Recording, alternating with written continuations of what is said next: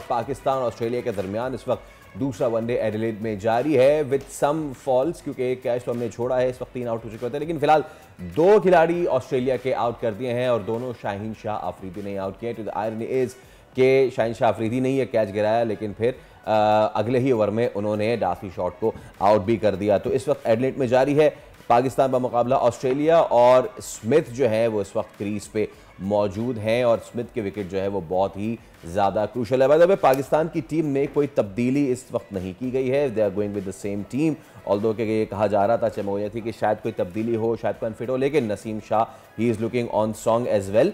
और इसके साथ साथ शाहीन शाह अफरीदी ने 2 विकेटें तो अब हासिल कर ली हैं। लेकिन अब ये जो ग्राउंड है ये मेलबर्न से कितना मुख्तलिफ है, क्या स्ट्रेटजी अपनानी पड़ेगी? अब तक जो है वो 8 ओवर का खेल हो चुका है और ऑस्ट्रेलिया 47 रन बना चुका है।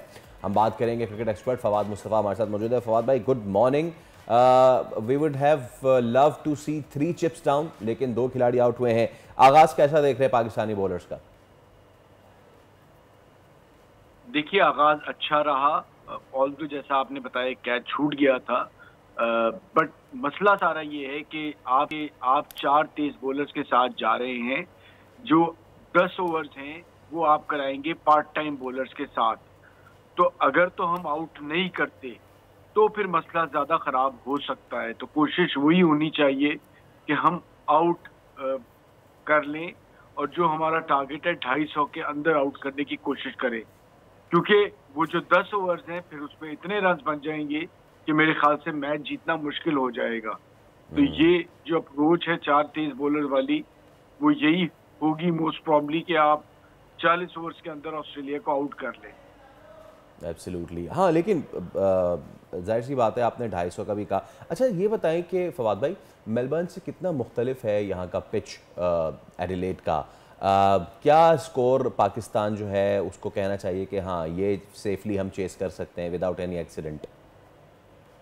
देखिए, हमारा प्रॉब्लम सारा ये है कि ऑस्ट्रेलियन कंडीशंस इसी किस्म की होती हैं, लेकिन थोड़ा सा बाउंस ज्यादा होता है। कोई बहुत ज्यादा बॉल नहीं यहाँ पर हिलता है, अगर आप इंग्लैंड चले जाएं या कहीं और चले जाएं। लेकिन क्योंकि हमें लो बाउंस पे खेलने की आदत है, जैसे हम पाकिस्तान में क्रिकेट खेलते हैं, तो वो जो बाउंस है वो हमें ज्यादा तंग करता है। तो अगर आप वैसे देखें तो जी 300 350 बड़े आम ऑस्ट्रेलिया में बनते हैं वाइट बॉल क्रिकेट में, वनडेज में। लेकिन क्योंकि हमारी बैटिंग, हमने पिछले मैच में भी देखा है कि मसाइल रहते हैं, इसको देखते हुए मैं समझता हूं कि 250 के अंदर हमें एक कोशिश करनी चाहिए कि ऑस्ट्रेलियन टीम को आउट कर सकें।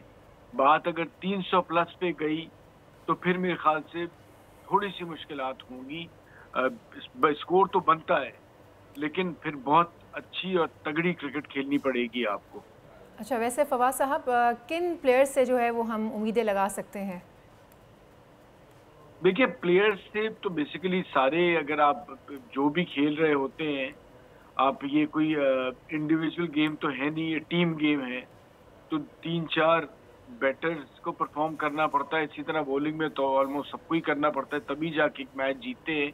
बट बाबर ने अच्छा स्टार्ट लिया था, उनसे एक्सपेक्ट भी किया जा रहा है। ये वो कंडीशंस हैं जिधर बॉल बैट पे आता है, तो उम्मीद ये है कि बाबर डिलीवर करेंगे। उसके साथ रिजवान अच्छा खेलते हैं। शुरू में स्टार्ट जो है ना वो बहुत इंपॉर्टेंट होता है, तो वो देखना है कि साइम और अब्दुल्ला कैसे खेलते हैं, ये बहुत इंपॉर्टेंट है। और आपने जो कह दिया था ना कि बाउंसी विकेट, और आपने कहा कि देखना है कि अब्दुल्ला कैसे खेलते हैं, तो आज पूरा फोकस अब्दुल्ला शफीक और उनकी टेक्निक पे होगा। कप्तान जब हुआ करते थे बाबर, तो उन्होंने बड़ा प्रेज़ किया था कि अब्दुल्ला शफीक बहुत ही बुकिश प्लेयर है, बहुत किताबी प्लेयर है। तो फवाद भाई, आपको लगता है कि अब्दुल्ला की किताब में आज वो वाला पन्ना वो पढ़ के आए होंगे जिसमें बाउंसी बॉल को कुछ फुटवर्क और कुछ बैकलिफ्ट ऊपर नीचे करके खेलना पड़ेगा, वरना उन्होंने वैसे ही खेला जैसे पिछले मैच में खेला था, तो फिर तो कोई फ़ायदा नहीं?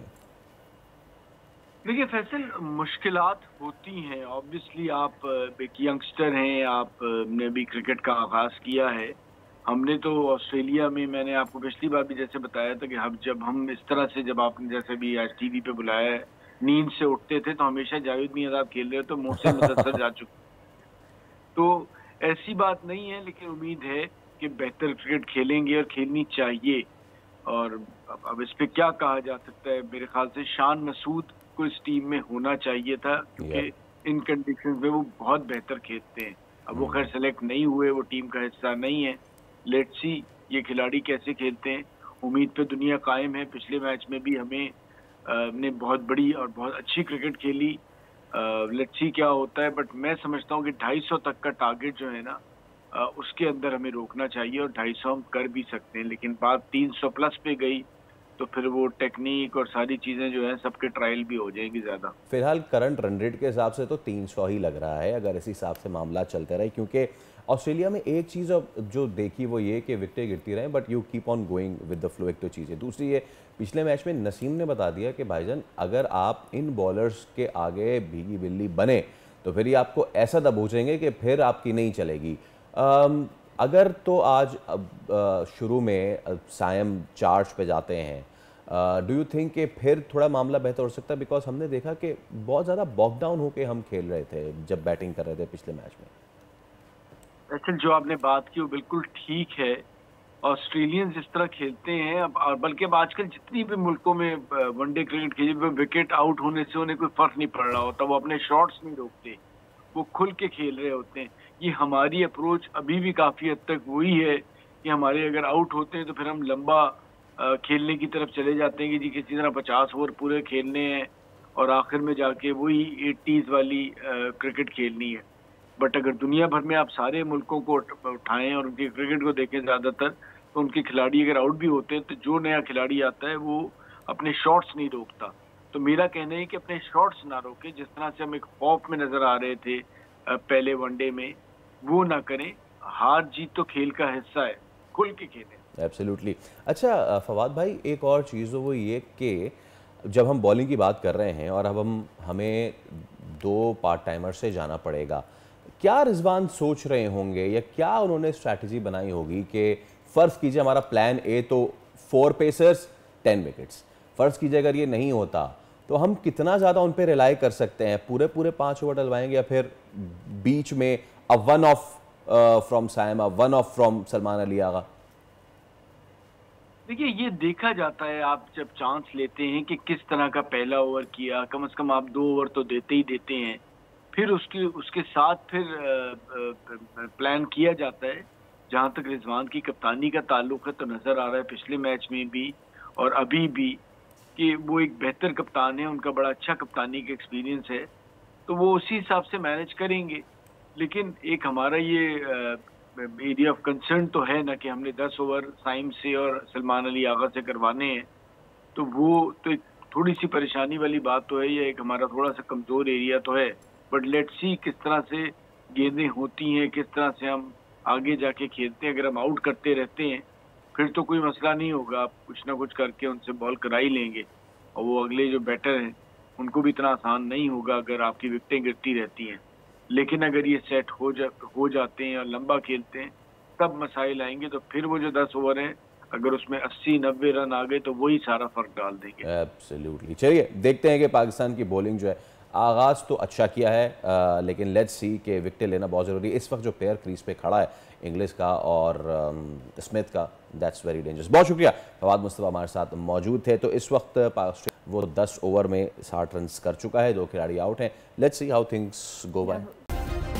सब्सक्राइब करें और बेल दबाएं ताकि कोई खबर रह न जाए।